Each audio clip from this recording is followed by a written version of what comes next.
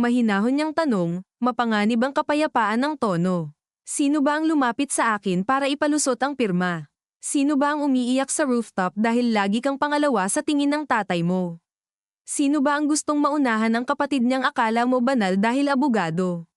Napaatras ng bahagya si Adrian, hindi dahil sa takot kundi dahil tumama ang salita sa lugar na matagal na niyang binabantayang huwag masilip ng iba. Totoo, hindi lahat, pero sapat para sirain siya. Noon pa man, ang totoong sugat ni Adrian ay hindi pera. Hindi mana, kundi ang pakiramdam na buong buhay siyang extra sa sariling pamilya. Si Isabel ang maayos. Si Isabel ang may disiplina. Si Isabel ang pwedeng ipakilala sa board. Siya ang laging may potensyal pero kailangan pang huminahon. Naging sandata ni Marco ang gutom niyang mapatunayan ang sarili. Hindi man siya ang utak ng krimen, ginamit niya ang pagiging sugatan ni Adrian bilang susi. Anak, sabi ni Don Ernesto, bahagyang paos, at doon mas lalong nainis si Adrian. Anak, ngayong gabi niya lang ulit narinig iyon na may lambot.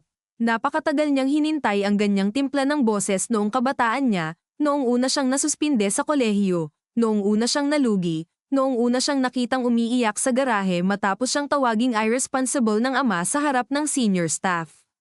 Ngayon, huli na yata para sa lambot.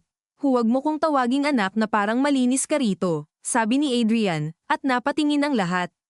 Hindi nagsimula kay Marco ang kabulukan. Hindi rin kay Elena, at lalong hindi sa mga tauhan. Nagsimula noong pinaniwala mong pwedeng bilhin ang lahat.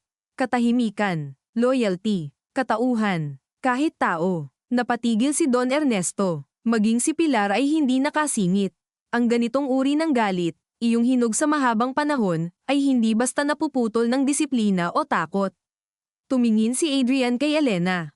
At ikaw, akala mo ba kapag nilabas mo lahat ng ebidensya, magiging mas mabuti ka sa amin? Kumislap ang mata ni Elena, ngunit hindi siya umatras. Hindi, sagot niya. Alam kong madudumihan din ako. Alam kong sasabihin ng lahat naghiganti lang ako. Pero may kailangang bumiyak, at pinili mo ngayong gabi, ani Isabel, halos bulong, sa harap ng lahat. Tiningnan siya ni Elena ng matagal. Kailan ba kayo makikinig kung hindi kapag wala na kayong takas? Sa loob ng bahay, pababa ng hagdan si Rosa, mahigpit ang yakap sa metal box, ngunit bawat hakbang ay may kaakibat na panginginig. Naisip niyang pwede pa siyang umatras. Pwede niyang itago ulit. Pwede niyang sabihin sa sarili na problema ito ng mayayaman, ng amo, ng mga taong buong buhay siyang inutusang pagsilbihan. Pero nang maalala niya si Joel, ang paisang mukha nito, ang takot sa boses, at ang katawan nitong binalitang natagpuan sa gilid ng kalsada na may paliwanag na hold up daw, may kung anong bumaliktad sa sikmura niya. Hindi pala sapat ang manahimik para manatiling walang kasalanan. Minsan, ang katahimikan mismo ang kasalanan. Pagbaba niya sa huling baitang, napansin siya ni Elena. Aling Rosa? Tanong nito, bahagyang nagulat. Napalingon ang lahat, huminto ang mga pulis. Huminto maging ang mga bulungan ng bisita, pagod na ngunit hindi pa rin makaalis sa pambihirang eksena. Si Rosa ay hindi sanay maging sentro ng tingin. Nanginginig ang mga labi niya. May dapat makita, sabi niya.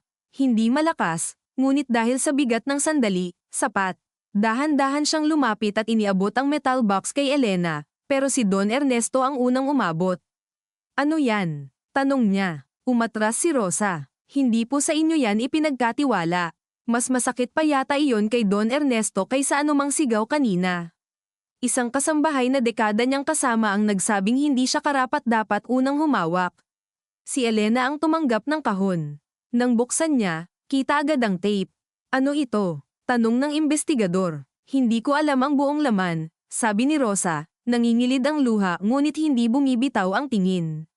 Pero alam kong galing sa gabing nag-away sina Sir at Ma'am tungkol sa lupa sa Batangas. Nandoon si Mang Temyong. Nandoon din si Councilor Barrera. Sa dulo ng hardin, kung saan halos hindi na siya napapansin mula nang magsimulang dumami ang pulis, biglang tumalikod si Barrera na tila paalis. Hindi iyon nakaligtas kay Elena. Hoy, sigaw niya. Saan kayo pupunta? Agad kumilos ang isang pulis, ngunit mabilis ding humalo sa mga bisita si Barrera, gumagamit ng katawang nakaharang, ng gulo, ng social confusion na pabor sa mga lalaking sanay makatakas sa sariling kagagawan. Nagkaroon ng bahagyang pagtutulakan sa gilid ng fountain. May nabasag na baso. May babaeng napasigaw. Hindi pa ito ganap na gulo, pero sapat para magmukhang madula siyang kontrol. Samantala, hawak ni Elena ang tape na para bang isang maliit na bagay na may timbang ng buong bahay.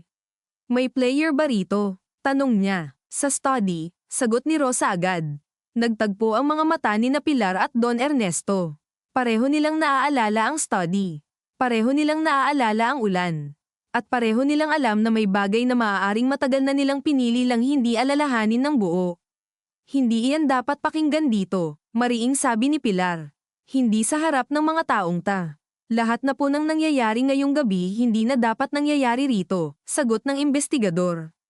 Pero nandito na tayo. Hindi kumibo si Isabel. Sa halip, tumingin siya kay Marco na ngayoy tahimik, ngunit ang panga ay mahigpit, ang mga matay mabilis gumagalaw, kinakalkula ang mga posibilidad. Doon siya tunay na kinilabutan. Hindi sa video, hindi sa kabit, kundi sa realization na kahit nakaposas na halos sa sitwasyon, nag-iisip pa rin ito ng susunod na galaw. Iyon ang pinakasuklam niyang parte. Gaano karaming taon siyang natulog sa tabi ng isang lalaking ang unang instinct ay hindi magsisi kundi maglaro. Gusto kong marinig, sabi ni Isabel sa wakas. Lahat, tumingin sa kanya si Pilar, nasasaktan. Isabel, hindi. Mama, putol niya. Pagod na kong alagaan kayo sa paraang ang katotohanan ang laging sinasakripisyo. Hindi agad nakasagot si Pilar. Sa unang pagkakataon sa buong buhay nilang mag-ina, naramdaman ni Isabel na hindi siya takot sa ina niya. Malungkot, oo. Galit, oo. Sugatan, wasak, kaiyahiya ang lahat. Pero hindi natakot, at iyon, sa kakaibang paraan, ay parang isa pang pagkawala. Paakyat sila sa study na parang prosesyon ng mga taong wala ng atrasan. Nauna ang investigador at isang pulis. Kasunod si Elena, hawak ang tape. Nasa likod niya si Rosa, mabagal ang hakbang, para bang kada baitang ay bumabalik ang mga taong pinili niyang huwag iligtas noon. Sumunod si Isabel, matigas ang mukha. Si Adrian ay nasa gitna, tahimik ngunit wasak sa loob, iniisip kung alin sa mga salita sa tape ang maaaring maglagay sa kanya sa hukay na hindi na niya aakyatan. Sa pinakadulo ay sina Don Ernesto at Pilar, magkatabi ngunit hindi magkahawak, parang dalawang halijeng parehong buo pa sa panlabas ngunit alam na nila ang lamot sa isa't isa. Naiwan sa ibaba si Marco sa bantay ng pulis, ngunit bago pa sila mawala sa hagdan, nagsalita siya ng sapat ang lakas para marinig ni Isabel. Kapag pinakinggan mo yan, wala nang babalikan. Hindi siya lumingon, ngunit sa loob niya, may maliit na bahagi na gustong umiyak, sumigaw, o simpleng tumakbo palabas ng bahay. Sa halip, inayos niya ang balikat, huminga ng marahan, at ipinako ang isip sa isang bagay, may mga gabi talagang hindi para sa pagligtas ng relasyon, pangalan, o alaala. May mga gabing para lamang sa pagbukas ng pinto na matagal mo nang alam na may bangkay sa likod. Pagpasok nila sa study, sumalubong ang amoy ng lumang kahoy, papel, at bahagyang usok ng tabako na tila kumapit na sa kurtina sa loob ng maraming taon. Sa sulok, naroon pa rin ang lumang cassette player ni Don Ernesto, isang bagay na hindi na halos ginagamit ngunit hindi maitapon dahil matibay pa. Kinuha ito ni Elena, pinunasan ng manipis na alikabok gamit ang palad, saka dahan-daang inilagay ang tape.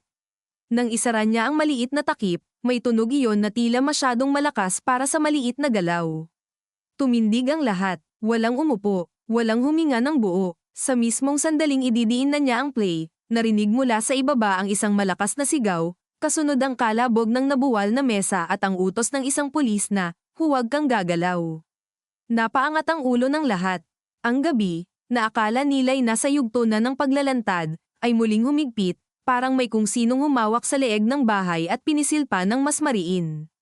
Napaangat ang ulo ng lahat. Ang gabi, na akala nila'y nasa yugto na ng paglalantad, ay muling humigpit, parang may kung sinong humawak sa leeg ng bahay at pinisilpa ng mas mariin. Naunang kumilos si Adrian. Hindi na niya hinintay ang pulis o ang investigador. Bumukas ng malakas ang pinto ng study at mabilis siyang bumaba ng hagdan, dalawa-dalawang baitang ang nilalaktawan, habang sa bawat hakbang ay tila may humahabol sa kanya mula sa likod ng isip niya, ang mga pangungusap ni Marco, ang posibleng laman ng tape, ang mukha ng ama niyang unang beses niyang nakitang walang tiyak na sagot sa lahat, At ang nakakalasong tanong kung hanggang saan pa ang kaya niyang tanggihan sa sarili bago tuluyang mabasag ang natitira niyang dangal. Pagdating niya sa ibaba, tumambad ang eksenang halos hindi na sosyal na pagtitipon kundi sugatang anyo ng pamilya at kapangyarihan. Ang isang mahabang mesa ng horse douvres ay nakatagilid. Kumalat sa puting tiles ang cubes ng keso, ubas, at basag na salamin. May waiter na nakasiksik sa gilid, namumutla, hawak ang sariling dibdib. Sa may bakana ng living area, pinipigilan ng isang pulis si Marco na pumiglas, ngunit ang toto'y hindi siya totoong nagwawala. May sinusubukan siyang abutin. Sa unang tingin, tila cellphone. Sa pangalawa, kita ni Adrian na hindi iyon basta gamit. Isang maliit na itim na USB drive iyon na nakaipit sa pagitan ng dalawang daliri ni Marco, halos may laglag ngunit pilit itinatago sa palad.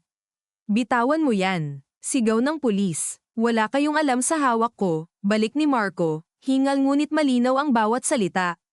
Kapag nakuha nyo tanang hindi ko sinasabi ang context, lahat kayo lulubog.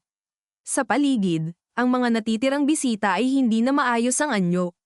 Ang mga kababaihang kaninay maingat ang pastura ay ngayoy dikit-dikit sa isang sulok, ang isa'y nakahawak sa dibdib ng kaibigan niyang nanginginig sa excitement at takot. Ang mga lalaking sanay sa boardroom ay nagmistulang mga usisero sa barangay hearing, umiilag ngunit hindi makaalis. May ilan ng palihim na nagte-text, malamang sa reporters, sa bodyguards, sa mga asawa nilang wala roon, sa kung sino-sinong kailangang maabisuhan na ang apelyidong Vergara ay dumadaos-dos ngayong gabi. Marco, sigaw ni Isabel mula sa hagdan. Hindi niya namalayang nakababa na rin siya kasunod ng iba, humahabol sa gulo na parabang ang katawan niya'y kumikilos ng hiwalay sa isip. Pagkabigkas niya sa pangalan ng asawa, hindi na lamang o galit ang tunog kundi pagkamuhi na may halong pagmamakaawa sa isang bahagi ng sarili na sana, kahit paano, may natitirang paliwanag pa. Ano pa ang itinatago mo? Huminto si Marco. Bumaling siya kay Isabel na parang ilang segundo niyang pinag-aaralan kung gaano karaming katotohanan ang kaya nitong lunukin ng hindi tuluyang mababali. Namumuo ang pawis sa sentido niya. May bahid ng dugo ang kwelyo ng polo. Ngunit sa mga mata niya ay nandoon pa rin ang pamilyar na kalkulasyon, ang pagiging lalaking inuuna ang anggulo kaysa konsensya. Hindi ito para sa'yo, sabi niya, mahina ngunit malamig. Para ito sa akin. Pareho lang yun, putol ni Isabel. 10 taon mo kong ginawang panangga. Sa salitang panangga, tila may maliliit na bagay na nagsipitik sa loob ng dibdib ni Isabel. Lahat ng alaala nila ni Marco ay biglang nagkaroon ng bagong hugis. Ang unang date sa isang restaurant sa Ortigas kung saan kunwari simple lang siya, ang paghawak nito sa baywang niya sa harap ng board members, ang bawat pagkakataong sinasabihan siya nito na huwag masyadong maging agresibo sa meetings dahil mas epektibo kapag ikaw ang mukhang mahinahon. Noon, inakala niyang partnership iyon. Ngayon, naiintindihan niyang estratehiya. Ginamit nito ang likas niyang kredibilidad, ang pangalan niya, ang pagiging anak ni Don Ernesto, bilang pambalot sa sariling ambisyon. Hindi lang siya niloko bilang asawa. Inubos siya bilang instrumento. Kunin niyo na ang USB, sabi ng investigador na kara-rating lang sa likod ni Adrian. At dalhin si Ginoong Castillo sa sasakyan. Ngunit bago pa makalapit ang pulis, biglang ibinuka ni Marco ang palad at iniangat ang USB. Subukan niyo, sabi niya. Pero may kopya na ta sa ibang lugar. Kapag di ako nakatawag sa tamang tao sa loob ng 1 oras, may lalabas na mas malaking bomba kaysa sa tape niyo sa taas. Napamura ng mahina si Adrian. Hindi niya mapigil ang mapatingin kay Elena, na bagong baba lamang sa huling baitang kasama ang investigador, hawak pa rin ang tensyon ng study sa balikat niya. Si Elena ay hindi agad nagsalita. Sa halip, tinitigan niya ang USB na parabang sinusukat hindi lang ang kahalagahan yun kundi ang ego ng lalaking may hawak.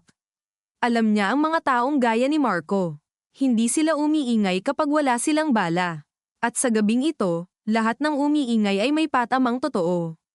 Anong laman? Tanong ni Elena. Mga ledger. Hindi lang, sagot ni Marco. Mga audio, mga transfer, mga pangalan. Mga petsa, at may isa riyan na siguradong ayaw ni Don Ernesto marinig ng publiko. Umigting ang panga ni Don Ernesto nang bumaba siya sa huling baitang. Sa ilalim ng ilaw ng chandelier, mas kita ang pagkaputla ng balat niya. Sa mga mata niyang sanay tumingin ng diretso sa mga mayor, contractor, labor leaders, at bishop, may bagong bahid ng takot. Hindi sa pagkakakulong, hindi sa kahihiyan, kundi sa posibilidad na ang kontrol, na buong buhay niyang itinuring na likas niyang pag-aari, ay formal nang wala sa kanya. Magkano? Tanong ni Pilar, at napatingin sa kanya ang lahat. Wala man lang pasikot-sikot. Walang moral na sermon. Walang kunwaring gulat. Diretso sa press yung hinihingi ng sitwasyon. Pilar, mahina ngunit mariing sabi ni Isabel, ngunit hindi siya pinansin ng ina. Magkano ang gusto mo para ibigay ang hawak mo at manahimik? Ngumiti si Marco, halos may paghanga. Kaya kita nirerespeto, ma, sabi niya. Kayo lang ang hindi nagpapanggap na may prinsipyo pa rito. Tumawa si Elena, maikli, malamig. Mali ka, may presyo ang mga taong katulad mo. Hindi ibig sabihin nun lahat kami pare-pareho. Talaga, balik ni Marco, lumingon sa kanya. Ikaw ang may pakialam sa mga nawalan ng lupa. O gusto mo lang ding umupo sa upuang matagal ipinag-gate sa'yo. Tumama ang salita, kita iyon sa bahagyang pagkipot ng mga mata ni Elena. Ngunit hindi siya sumagot agad. At sa ilang segundong iyon, naramdaman ni Adrian ang kakaibang awa sa kapatid niyang hindi niya lamaking kasama ngunit mas kilala ngayon sa galit kaysa sino man sa bahay. Paano ka nga ba lalaki nang hindi nananakit ang tanong ng pagiging kulang sa pagkilala? Paano mo ihihiwalay ang hustisya sa paghihiganti kung ang una mong sugat ay mismong pagtanggi sa pag-iral mo?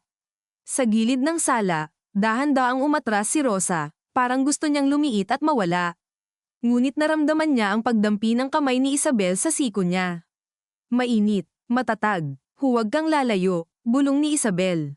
Napatingin si Rosa sa kanya, at sa isang saglit ay hindi niya nakita ang amo kundi isang babaeng biglang lumaki ang edad sa loob ng isang gabi.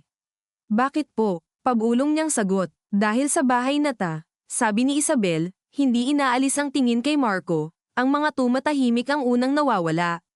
Bamara ang lalamunan ni Rosa. Hindi niya alam kung pasasalamat ba o lalong bigat ang naramdaman niya sa mga salitang iyon. Sa unang pagkakataon, may miyembro ng pamilya na hindi lang nakinig sa kanya kundi kinilalang mahalaga ang presensya niya. Ngunit kasabay noon ay ang pagkaunawa na kapag nagsalita na siya ng tuluyan, wala na ring babalikan ang natitirang katahimikan ng mga taong ilang dekada niyang pinagsilbihan. Tama na ang teatro, sabi ng investigador. Kung may banta kang maglabas ng ebidensya, mas lalo ka lang madadagdagan. Hindi banta, sagot ni Marco. Insurance. Dahan-daang humakbang si Adrian papalapit. Hindi niya alam kung tama ba ang gagawin niya. Wala nang ang malinaw na tama sa gabing ito. Pero may isang bagay na alam niya, habang mas humahaba ang eksena, mas lumalaki ang posibilidad na may makatakas, may makapagdilit, may makapagpaandar ng panibagong kasinungalingan. Nakita niya ang panginginig sa kaliwang kamay ni Marco. Maliit lang, halos hindi mapapansin ng hindi sanay. Iyon ang kinakabahan nitong bahagi.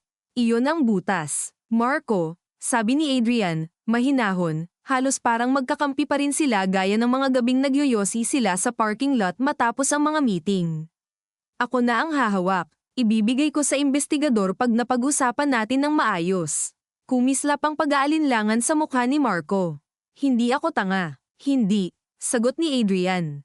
Pero mayabang ka. Bago pa nakareakto ang iba, biglang sumugod si Adrian, hindi malinis, hindi elegante, kundi mabilis at desperado. Tinamaan niya ang pulso ni Marco sa eksaktong anggulong alam niyang luluwag ang hawak. Tumalsik ang USB, kumalansang sa marmol, sa kagamulong sa ilalim ng console table. Kasabay noon, nagsalpukan ng dalawang lalaki. May narinig na maikling sigaw si Isabel. May pumutok na butones ng polo. Sumabit ang siko ni Adrian sa vase at bumagsak iyon, nagsabog ng tubig at puting lilis sa sahig. Umalingasaw ang matamis na amoy ng bulaklak na humalo sa alak at pawis at lumang kahoy. Sinubukan ni Marco suntukin si Adrian sa panga ngunit sinalo ito ng balikat. Gumanti si Adrian, hindi sanay sa suntukan pero punong-puno ng natipong galit. Sa bawat suntok ay hindi lang si Marco ang tinatamaan kundi ang lahat ng gabing nagpakatanga siya, ang lahat ng dokumentong pinirmahan niya nang hindi binasa ng buo, ang lahat ng pagnanais niyang mauna sa tingin ng ama. Tama na, sigaw ni Don Ernesto, ngunit walang nakinig. Ang pulis ang tuluyang sumakmal sa magkabilang balikat nila. Naghingal si Adrian, nanginginig ang kamay, masakit ang gilid kung saan may tumamang kamao. Sa gilid ng console table, yumuko si Elena at mabilis na sinilip ang ilalim. Nandito, sabi niya, saka inabot ang USB gamit ang dulo ng daliri. Nang may angat niya ito, tila muling huminto ang hangin. Sa akin na, sabi ng investigador, inilahad ang kamay. Ngunit si Elena ay hindi agad nagbigay. Tumingin siya kay Don Ernesto. Bago ko ito ibigay, may isang tanong ako. Kumunat ang noo ng matanda. Ano? Kung mapatunayan dito na alam ninyo ang tungkol sa mga ghost suppliers at sa pagpapatahimik sa complaint ni Joel, magsisinungaling pa rin ba kayo para iligtas ang pangalan ninyo? Hindi agad sumagot si Don Ernesto. Sa likod niya, si Pilar ay tila bato, ngunit mapapansing mahigpit ang pagkakakuyom ng daliri niya sa clutch bag, halos sumingit na ang kuko sa balat. Si Isabel naman ay napapikit sandali. Ayaw niyang marinig ang sagot, ngunit mas ayaw niya ang kawalan ng sagot. Sa wakas, nagsalita ang matanda. Kung may patunay, sabi niya, mabigat ang bawat pantig, wala na akong ililigtas. Napalingon si Pilar sa kanya ng mabilis, tila hindi makapaniwalang iyon ang pinili niyang linya. Madali mong sabihin dahil hindi pa lumalabas ang totoong presyo, malamig niyang sabi. Hindi mo pa nakikita ang pagbagsak. Pilar, aniya, ngayon ay may pagod at pait. Ang hindi ko nakita ay kung gaano ka nakatagal may hawak na mga lihim na hindi mo sinabi sa akin. Muli, sumikip ang silid. Ang mga lumang alita nilang mag-asawa ay biglang nagkaroon ng ibang timpla, hindi na simpleng pagtataksil o pagmamataas, kundi 2 taong parehong nagtayo ng imperyo sa hindi pagsasabi ng buo. Hindi kita kayang iligtas sa sarili mo habang buhay, sabi ni Pilar, halos pabulong pero malinaw sa lahat. May mga dumi kang iniwan na ako ang nagpahid. May mga tao kang pinakain para tumahimik. May mga babae kang pinatira sa kondo para hindi umingay. May anak kang itinago sa allowance at guilt. At ngayong gumuho, gusto mo ako na naman ang unang umamin. Si Elena ay hindi kumurap. Tumayo siyang tuwid, hawak pa rin ang USB. Kaya pala, sabi niya, at doon unang lumitaw ang tunay na sakit sa boses niya, hindi lang galit. Kaya pala kapag birthday ko dati, may sobre lang na dumarating pero walang pangalan. Nilinggan siya ni Pilar. Walang awa sa tingin, ngunit wala ring ganap na tigas. Hindi kita kayang mahalin ng walang kasamang galit, diretso niyang sabi. At iyon ang totoo. Sumakit ang lalamunan ni Elena. Hindi siya umiyak. Matagal na niyang ipinangakong hindi niya ibibigay sa bahay na ito ang luha niya. Pero may maliliit na sensasyong sumikad sa dibdib niya. Iyong halo ng batang minsang naghihintay sa bintana at ng babaeng tinuruan ang sariling huwag mga ilangan. Naisip niya kung gaano kakaiba na pagkatapos ng mga taong paghahanap ng lugar, ang pinakamasakit palang marinig ay hindi insulto kundi simpleng pag-amin na hindi ka kayang mahalin ng taong gusto mong mapilit magmahal. Si Isabel ang humakbang sa gitna. Napagod na ang mukha niya sa pagiging matigas. May bakas ng mascara sa ilalim ng mata. May buhok na kumawala sa maayos na pagkakapusod, ngunit lalong lumino ang tindig niya. Ibigay mo ang USB, sabi niya kay Elena. At pagkatapos nito, patugtugin natin ang tape. Tumingin sa kanya si Adrian. Sigurado ka? Wala na kong sigurado, sagot niya, pero pagod na kong mabuhay sa tinatansya lang. Ibinigay ni Elena ang USB sa investigador. Tinanggap iyon ng lalaki, saka iniabot sa kasamang officer na agad naglagay sa evidence pouch. Walang pumalakpak, walang huminga ng magaan, dahil alam ng lahat na hindi pa iyon ang pinakamasakit. Nasa taas pa ang tape. Nasa taas pa ang lumang boses ng isang gabing baka matagal nang nagdidikta sa kapalaran nilang lahat. Muli silang umakyat, ngunit iba na ang pakiramdam ngayon. Hindi na ito paghabol sa kaguluhan sa ibaba. Isa na itong mabagal na paglakad papasok sa sugat. Sa bawat hakbang ni Don Ernesto, ramdam niya ang kirot sa tuhod at sa likod, mga sakit na karaniwan niyang binabalewala. Ngunit sa gabing ito, bawat katawan ay nagsisimulang magsabi ng sarili nitong kasaysayan. Si Pilar ay mabagal ngunit tuwid, pinaglalaban ang huling anyo ng dignidad na alam niyang baka mapunit sa loob ng ilang minuto. Si Adrian ay may tumutulong manipis na dugo sa gilid ng labi, pinupunasan ng likod ng kamay, iniisip na baka ang susunod na marinig sa tape ay pangalan niya. Si Isabel ay nasa unahan ngayon, hindi na nagpapahila sa emosyon kundi nagtutulak dito na parang abogado sa sarili niyang paglilitis. Si Elena naman ay nakahawak pa rin sa cassette player na parang bagay itong dapat buhatin ng hindi nanginginig, Kahit ang Totoy gusto na lang niyang ihagis iyon sa bintana at hayaang basagin ng hardin. Pagpasok nila muli sa study, mas mabigat ang amoy ng kahoy. Mas sarado ang hangin. Sa ibaba, maririnig pa rin ang mahinang galaw ng mga pulis at bisitang pinapaalis na ng staff, ngunit dito sa kwarto, tila nag-iba ang oras. Dahan-daang inilagay ni Elena ang tape player sa ibabaw ng malaking mesa ni Don Ernesto. Ang lumang lampara sa gilid ay nagbigay ng dilaw na liwanag sa kanilang mga mukha, at sa liwanag na iyon, wala nang may kayang itago ang tunay na edad, tunay na pagod, tunay na takot. Itinaas ni Isabel ang kamay niya at pinindot ang play bago pa man may makatanggi. Umikot ang reels, may mahinang static, isang mahabang huni ng lumang recording. At pagkatapos, narinig nila ang boses ni Mang Temyong, mahina at malayo, tila kausap ang sarili, umuulan. 10:20, nasa study sila pareho. Nandito rin si konsehal. Kasunod noon ang kalabog ng pinto, ang tunog ng basong inilapag ng mariin, at saka ang batang-bata pang boses ni Pilar, matalim, galit, buhay na buhay sa nakaraan. Huwag mo akong gagawing tanga, Ernesto. Alam kong hindi aksidente ang pagka-delay ng titulo. May kapalit ka na namang ipinangako. Huwag mo akong gagawing tanga, Ernesto. Alam kong hindi aksidente ang pagka-delay ng titulo. May kapalit ka na namang ipinangako. Umalingaw-ngaw sa study ang boses ng nakaraang Pilar, mas bata, mas mabagsik, wala pang pagod na dala ng ilang dekadang pagtatakip sa mga kalat ng pamilya, at sa bawat salita niya ay parang may hinihila mula sa ilalim ng mga paa ng mga taong nakikinig sa kasalukuyan.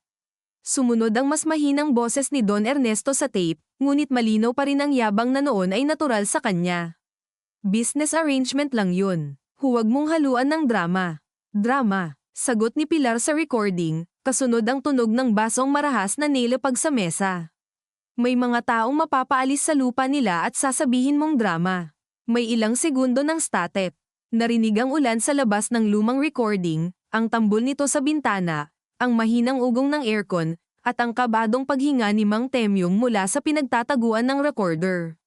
Sa kasalukuyan, walang kumilos sa study. Maging ang investigador ay nakatayo lamang malapit sa mesa, nakapikit ng bahagya na parabang mas malinaw niyang masusuri ang laman ng tape kung hindi siya gagalaw. Si Isabel ay nakahawak sa gilid ng mesa ng ama niya, namumutla ang mga daliri sa higpit. Ramdam niya ang maliliit na ukit sa kahoy sa ilalim ng kuko niya, at sa simpleng sensasyong iyon ay biglang may kung anong humaplos sa alaala niya. Bata pa siya, pinapaupo sa mesa ring iyon para gumawa ng homework habang nasa kabilang upuan si Don Ernesto, nagbabasa ng papeles, at sa murang edad ay naniwala siyang ang kwartong ito ang sentro ng talino at kaayusan sa bahay nila. Ngayon, ang parehong mesa ay naging altar ng mga kasinungalingang minanapala nila nang hindi nila namamalayan. Sa tape, may isa pang boses. Malalim, makapal, hindi na kailangang hulaan. Si Councilor Barrera. Madali naman ang usapan, sabi nito, tila may nginunguyang yelo o candy. Mapipirmahan ng endorsement, maayos ang zone ng issue, pero may dalawang leader na ayaw makisama.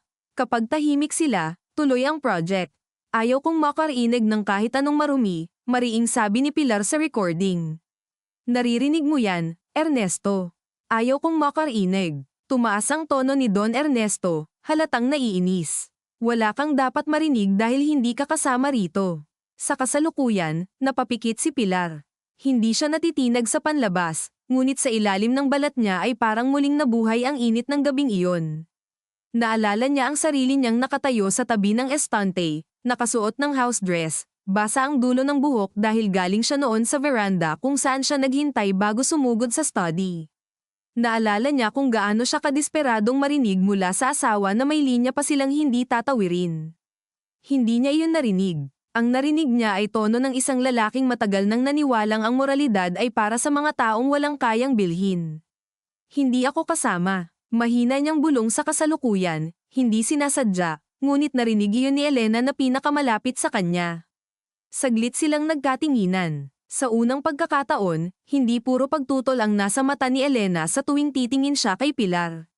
May pag-aaral, may mabigat na curiosity. Parang sinusukat niya kung ilang porsyento ng babaeng ito ang kasabwat at kung ilang porsyento ang matagal ding bihag ng isang sistema na siya ring tumulong panatilihin. Sa tape, muling narinig ang boses ni Barrera.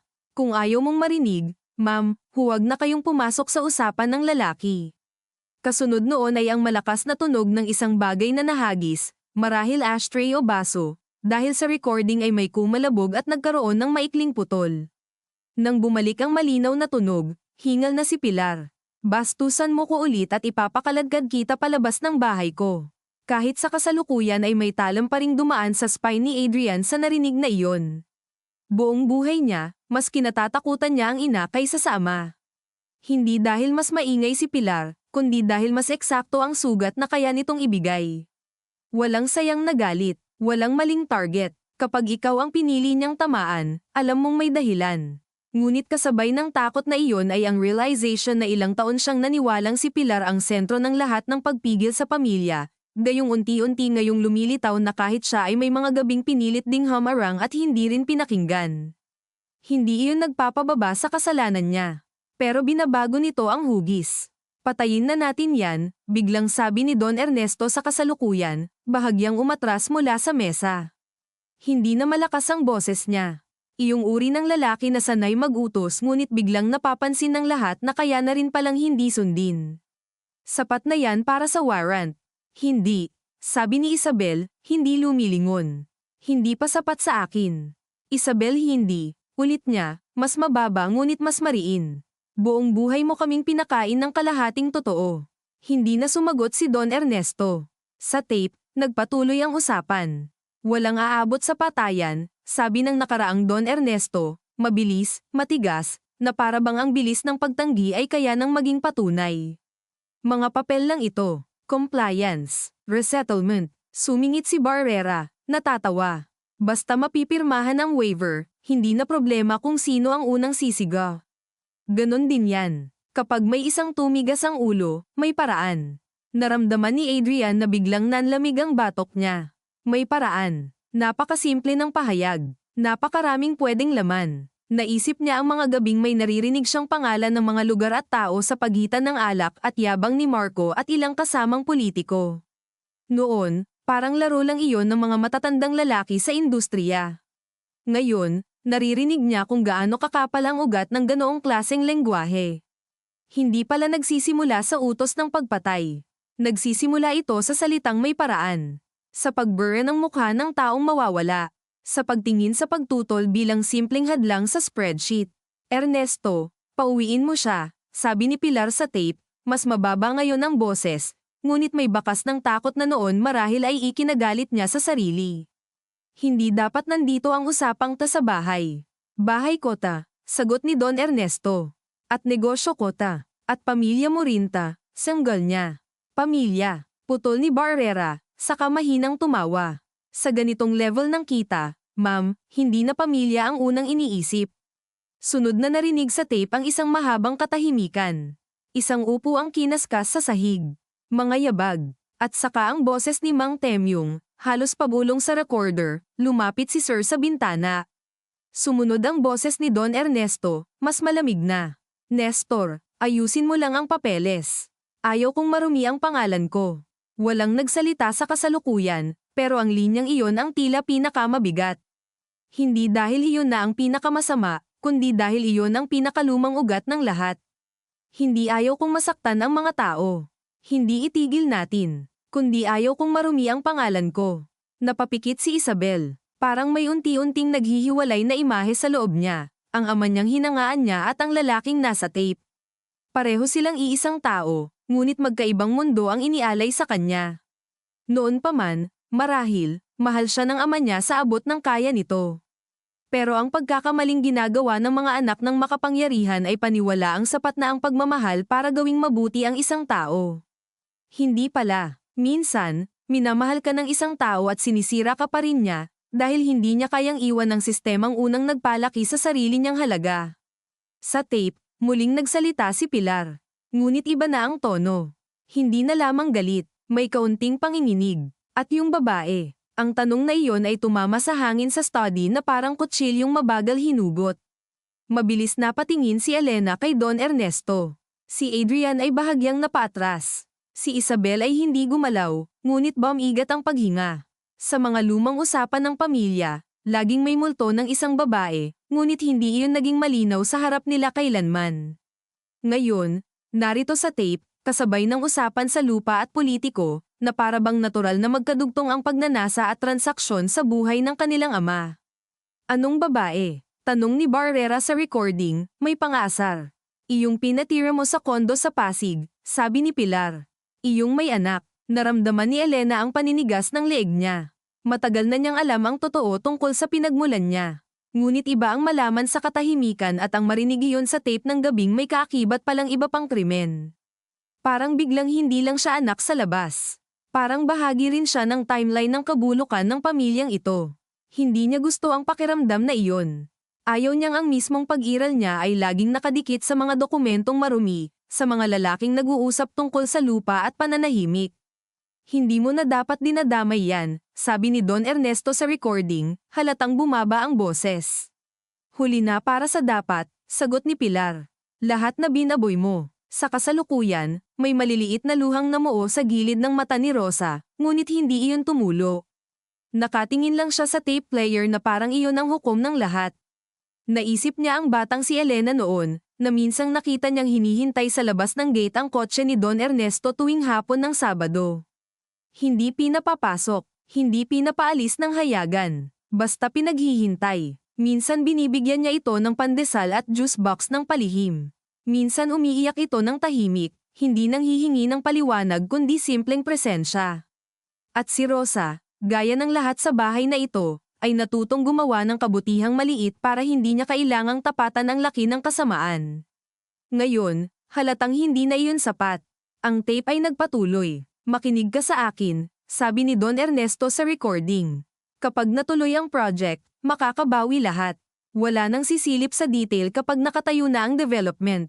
Ganon ang mundo. At kapag may namatay, tanong ni Pilar, ilang segundo ang lumipas bago sumagot si Barrera.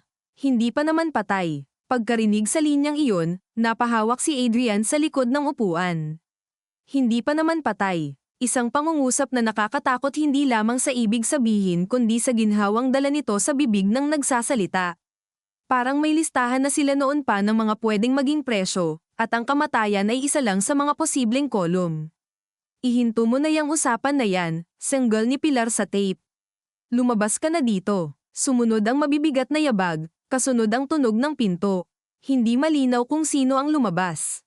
Pagkatapos, sa recording, ang ulan lamang ang narinig ng ilang segundo. Sa kasalukuyan, halos lahat sila ay bahagyang yumuko sa tape player, para bang sa lapit ng katawan ay mas mahihila nila palabas ang buong katotohanan. Narinig nila ang pagbuga ng hangin ni Don Ernesto sa recording. Saka ang boses niya, mababa at nakakapagod pakinggan. Hindi mo naiintindihan ang ginagawa ko. Hindi, sagot ni Pilar. Ikaw ang hindi nakakaintindi ng nawawala sa'yo. Huwag mo akong sermonan. May anak kang hindi mo kayang ipakilala. May mga anak kang nasa bahay na tinuturuan mong normal ang takot. At may negosyo kang aabot sa puntong kailangan mong magtago sa sariling sala. Nagkaroon ng mahabang katahimikan. Sa kasalukuyan, humigpit ang hawak ni Isabel sa mesa. Hindi niya kailanman narinig ang ina niyang magsalita ng ganoon sa ama. Hindi sa harap nila, hindi sa bukas na paraan. Biglang may bahagi sa kanya na gustong mapatawad ang ina niya, pero kasabay noon ay may isang pantay na lakas na tumatangging gawin iyon. Dahil kahit lumaban si Pilar minsan, pinili pa rin itong manatili. Pinili pa rin itong panatilihin ang bahay, ang pangalan, ang pagkukunwari.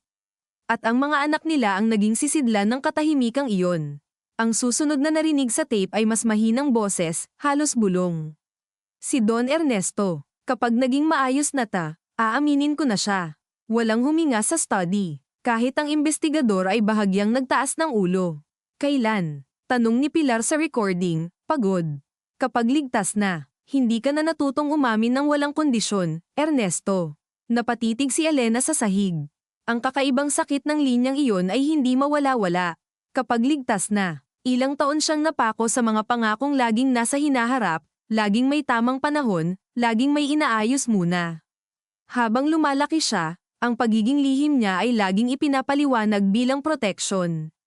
Pero protection para kanino? Hindi para sa kanya. Para sa mga taong may mawawala sa pag-amin. Sa tape, may biglang kalabog sa malayo, saka ang boses ni Mang Temyong, balisa, parang may tao sa labas. Sumunod ang pagaspas, malayong yabag, at pagkatapos ay hindi malinaw na mga salita. Nagkaroon ng static. Pagbalik ng tunog, mas magulo na ang usapan. Naririnig si Pilar na nagsasabing, huwag mo akong hawakan. Naririnig si Don Ernesto na paulit-ulit, hindi mo pwedeng ilabas na ngayon. At sa pinakalikod, halos natabunan ng ulan, may isa pang boses. Hindi malakas, pero malinaw ng sapat para mapamulagat si Rosa. Sir, nandoon po si Joel sa service gate. May dala na naman pong papeles. Agad napalingon si Isabel kay Rosa, at si Rosa naman ay napahawak sa dibdib. Si Temyong, mahina niyang sabi. Boses niya yan. Sa recording, sumunod ang mabilis na tunog ng drawer na binuksan at isinara. Pagkatapos ay ang boses ni Don Ernesto, mas matigas kaysa dati. Pabalaykan mo bukas, at sabihan mong huwag nang dumiretso rito nang walang tawag. Sir, sabi po importante raw. Bukas, ulit niya. Narinig mo ba ko? Hindi na sumagot si Mang Temyong sa tape. Ngunit ang kaunting pag-alog sa recording ay sapat para maunawaan na lumayo siya ng hindi kampante. Sa kasalukuyan, bumigat ang hangin sa study. Hindi iyon direktang pag-utos ng pananakit. Hindi rin ito pagliligtas. Ngunit iyon ang pinakamahirap tanggapin sa mga pamilyang tulad nila, ang maliliit na desisyong hindi agad mukhang marumi ang kadalasang siyang naglalatag ng landas papunta sa trahedya. Kung kinausap ba si Joel noon, may nabago ba? Kung hindi ba ibinalik sa bukas, buhay pa ba siya? Walang kasiguruhan. Ngunit walang inosenteng pwedeng magpanggap na walang kinalaman ang pagpili ng katahimikan. Umusad pa ang tape ng ilang segundo. Narinig ang pagbukas ng pinto. Ang malayong yabag. At saka ang pinakahuling malinaw na linya sa recording, boses ni Pilar, pagod na pagod, halos wala ng lakas makipagtalo, darating ang araw, Ernesto, na hindi tao ang mawawala sa'yo kundi buong bahay mo. Sumunod ang mahabang static. Umikot pa ang reels ng ilang segundo hanggang wala ng laman. Sa wakas, pinindot ni Isabel ang stop. Ang maliit na click ng button ay parang martel yung bumagsak. Walang nagsalita agad. Sa labas ng bintana, malayo na ang ingay ng party. May ilang sasakyang paalis sa driveway. May mahinang tunog ng radyo mula sa security booth. Ngunit sa loob ng study, parang nakahinto sa pagitan ng nakaraan at hatol ang lahat. Si Don Ernesto ang unang umupo. Dahan-dahan. Hindi na tulad ng dating mabigat ang lapag, kundi parang ang sarili niyang mga tuhod ay hindi na buong kampi sa kanya. Inilapat niya ang dalawang palad sa hita at tumingin sa sahig. Hindi niya magawang humarap sa mga anak niya. Hindi niya rin magawang tumingin kay Pilar. Sa unang pagkakataon sa mahabang panahon, wala siyang maibigay na paliwanag na sapat ang laki para tabunan ang resulta. Hindi ko pinapatay si Joel, sabi niya sa wakas, ngunit mahina ito, mas tunog paglilinaw sa sariling konsensya kaysa depensa. Pero binalik mo siya sa bukas, sagot ni Isabel. Hindi siya sumigaw. Iyon ang mas masakit. At ang buong buhay natin, puro bukas ang sagot mo sa mga bagay na dapat mo ng anak ko noon pa. Tumaas ang mata ni Don Ernesto sa anak. Naroon ang sakit. Oo, ngunit naroon din ang pagkakakilala. Ito ang anak na pinakakawangis niya sa disiplina at tigas, at marahil iyon din ang dahilan kung bakit mas mabigat ang sugat na kaya nitong ibigay. Anong gusto mong gawin ko ngayon? Tanong niya. Umamin ka, sagot ni Elena bago pa makasingit ang iba. Sa pulis, sa board, sa media kung kailangan. Hindi para maging bayani, kundi dahil ito na lang ang huli mong kayang gawin na hindi duwag. Napapikit si Pilar. Ang salitang duwag ay tila tumalbog sa lahat ng sulok ng kwarto. Maging si Adrian ay naramdaman iyon sa sariling balat. Dahil alam niyang kahit hindi siya pinakamasama sa gabing ito, matagal din siyang naging duwag. Sa totoo lang, lahat sila. Iba-iba lang ang anyo. May duwag na nagtago sa kapangyarihan. May duwag na nagtago sa katahimikan. May duwag na nagtago sa pagiging biktima. At may duwag na nagtago sa galit. Ang tanong na lang ngayon ay sino ang unang gagawa ng bagay na may totoong kabayaran. Bago pa magsalita muli si Don Ernesto, may marahang katok sa bukas na pinto ng study. Isang batang staff, nanginginig ang boses, ang sumilip. Ma'am sir, nandito po ang media sa gate. May nakakuha na raw po ng video. Walang nagulat. Ang nakakagulat ay kung paano pa rin sumikip ang dibdib nilang lahat, kahit alam na nilang darating iyon. Sumulyap si Isabel sa bintana. Sa malayo, Kita ang mga ilaw na kumikislap sa labas ng gate. Mga camera, mga cellphone, mga sasakyang balita. Ang pribadong pagbagsak ay formal ng naging pampublikong piyesta. At sa harap ng liwanag na papasok na sa bahay na ito, alam niyang anumang pipiliin nila mula rito ay hindi na magliligtas sa kanila ng buo. Makakapili lang sila kung anong klaseng pagkawasak ang kaya nilang pangalanan bilang huling anyo ng katapatan. Makakapili lang sila kung anong klaseng pagkawasak ang kaya nilang pangalanan bilang huling anyo ng katapatan. Si Isabel ang unang gumalaw.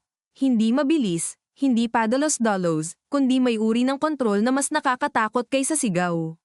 Iniayos niya ang manggas ng damit niya, pinunasan gamit ang hinlalaki ang bahid ng luha sa ilalim ng isang mata, at saka humarap sa staff na nasa pinto pa rin, halatang hindi alam kung aalis ba o hihintay ng utos. Walang magsasalita sa media nang walang malinaw na sasabihin, sabi niya. Walang tauhan ang lalabas sa gate. Pakisabi sa security, isara ang inner driveway. Ang lalabas lang, kung lalabas man, ay kami. Tumango ang staff na parang nakahinga ng kaunti dahil may isang taong nagsalita sa tonong may direksyon. Pag-alis nito, bahagyang nag-iba ang bigat ng kwarto. Hindi nabawasan ang problema, pero nagkaroon ito ng hugis. Sa maraming taon ng pag-aaral at pagharap ni Isabel sa korte at mga hearing room, natutunan niyang ang pinaka-nakakabaliw sa sakuna ay hindi laging ang laki nito kundi ang kawalan ng malinaw na susunod na hakbang. Ngayon, sa wakas, may hagdan na siyang inaakyatan kahit papababa ito sa mas malalim na bangin. Hindi ikaw ang magdedesisyon para sa lahat, sabi ni Pilar, ngunit wala na ang dating walang tutol na puwersa sa boses niya. Pagod na rin iyon, punit na sa gilid. Kung hindi ako, sino? Balik ni Isabel, diretso ang tingin sa ina. Ikaw, na buong buhay mong ginawang relihiyon ang pagtatago. O si Papa, na puro mamaya na hanggang may namatay na. O si Adrian, na hindi nagtanong basta may napapala siya. O si Marco, na baka sa ibaba palang iniisip na kung paano niya ito ibabalik laban sa atin. Napatigil ang lahat, lalo na si Adrian. Alam niyang hindi siya dapat masaktan sa sinabi ng kapatid dahil may laman iyon. Pero masakit pa rin. May mga katotohanang iba ang tama kapag galing sa taong matagal mong gustong patunayan na kaya mong pantayan. Tama na, sabi niya, hindi galit, kundi mababa at mabigat. Alam kong may kasalanan ako. Hindi mo lang alam, Adrian, sagot ni Isabel. May bahagi ka, at meron ka ring bahagi, singit ni Elena, biglang tumalim ang tingin sa kanilang dalawa. Huwag kayong umasta na isa lang sa inyo ang nadumihan. Kung wala kayong dalawa sa board politics nyo noon, hindi rin naging madali para sa mga lalaking yan na gamitin ang kumpanya bilang taguan ng lahat ng marumi. Napatingin si Isabel sa kanya. Noon pa man, handa siyang depensahan ang sarili sa mga akusasyon ng legal liability, ng professional compromise, ng conflict of interest. Ngunit ang mahirap sagutin ay ang mga kasalanang hindi mo ginawa gamit ang kamay kundi gamit ang pagpili kung ano ang hindi mo titignan. Naalala niya ang ilang pagkakataong may ipinapakitang discrepancy ang internal audit sa trucking division. Naalala niyang pinili niyang ituon ng atensyon sa labor cases at sa ilang board battles laban sa kapatid niya. Hindi dahil hindi niya kaya tingnan ng iba, kundi dahil mas kapaki-pakinabang noon sa personal niyang agenda na iukit ang sarili bilang taga-ayos ng visible problems. Ang mga problemang nasa likod ng warehouse manifests at supplier names ay pwedeng ipasa sa operations. Ngayon, ang operations na iyon ay may bangkay at arrest warrant. Lahat tayo may bahagi, sabi ni Elena, mas mahina na ngayon. Ang tanong na lang ay sino ang unang papayag na mawalan para lang may matapos. Umupo si Pilar sa sofa sa gilid ng study, dahan-dahan na parang sa unang pagkakataon ay naramdaman niyang mabigat ang sariling katawan. Inilapag niya ang clutch sa tabi niya ngunit hindi binitawan ng lubos, mga daliri pa rin sa gilid nito na tila may huling bagay na maaari pa niyang hawakan. Huminga siya ng mahaba, sa loob ng maraming taon, siya ang unang nag-a-anticipate ng skandal, ang unang nag-aayos ng mga tawag sa abogado, ang unang nagtatahi ng kwento para sa mga donor, sa pari, sa pamilya ng mga kakampi. Hindi niya kailanman inisip ang sarili bilang duwag. Sa isip niya, siya ang huling dingding ng bahay. Ngunit habang nakatingin siya ngayon sa 3 anak, 2 legal, isang tinanggihang kilalanin ng buong boat sa asawang yumuyuko na tila wala nang may pangalan sa sarili, may mabagal at mapait na pangunawa na sumisibol, may mga bahay talagang gumuho hindi dahil walang nagtayo ng dingding, kundi dahil ang mismong dingding ang laging tinakpan ang lamot para huwag makita. Kung aamin si Ernesto, sabi niya sa wakas, hindi lang siya ang kukunin ng investigasyon. Pati kumpanya, pati mga project, pati mga empleyadong walang alam, mawawalan ng trabaho. Pati mga taong umaasa sa pasahod, sasabit. At kung hindi aamin, tanong ni Elena, mas mabuti. Hindi ko sinabing mabuti. Pero iyon pa rin ang iniisip mo, putol ni Isabel. Damage control. Napakagat si Pilar sa loob ng pisngi niya. Sanay siya sa paghusga ng mga tao na parang simple ang moral choices kapag hindi sila ang may hinahawakang libu-libong buhay sa payroll, mga scholarship ng apo, maintenance ng mga magulang sa probinsya ng mga empleyado, kontratang kapag nabitawan ay may domino effect sa buong chain ng kabuhayan. Ngunit alam din niyang ang linyang iyon ay matagal na niyang ginamit hindi lang para protektahan ang inosente kundi para hindi mapunit ang marangyang saplot ng sarili niyang buhay. Madali kayong magsalita ng katotohanan, aniya, mapait ang ngiti. Kayo ang sugatan. Hindi kayo ang nagpalakad ng aftermath. Hindi ba pwedeng pareho? Mahina ngunit matatag na tanong ni Adrian. Napatingin sa kanya ang ina. Matagal nang walang lambot ang usapan nila. Noon pa man, kapag nakikita siya ni Pilar, para siyang laging project na pamalya sa quality control. Ngunit ngayon, may iba sa mukha ni Adrian. Hindi pa kapanatagan. Hindi pa lubos na pananagutan. Pero wala na ang dating pag-iwas. Ma, sabi niya, at ang pagbigkas niya ng salitang iyon ay walang asar, walang pangungutya, simpleng anak lang na pagod na. Kung lagi nating uunahin ang fallout, wala talagang aamin sa pamilya nata. Sa sulok, nakatayo lang si Rosa, magkakapatong ang mga palad, hinahaplos-haplos ang balat sa may hinlalaki na tila doon niya inilalabas ang panginginig. Hindi siya sanay marinig ang mga anak ng mayayaman na nagsasalita ng ganito sa isa't isa. Karaniwan, ang mga away sa loob ng bahay ay may pinto, may control, may kasinungalingang isinasarado bago pa makarating sa staff. Ngunit ngayong gabi, ang mga salitang matagal na dapat ay umabot na sa taas ay nagsisiksikan na sa iisang kwarto. At sa gitna niyon, naramdaman ni Rosa ang isang uri ng takot na hindi lamang para sa pamilya kundi para sa sarili. Kapag tuluyan ng bumagsak ang mga Vergara, ano ang mangyayari sa mga taong gaya niya na buong buhay nang nakaangkla sa sistemang ito? Tapos agad niyang kinahiya ang sarili. Joel wasak ang kinahinatnan. Si Tem yung patay. At siya, iniisip pa rin ang sariling trabaho. Ngunit ang kahihiyang iyon ay hindi nagburr sa katotohanang totoo rin ang takot niya.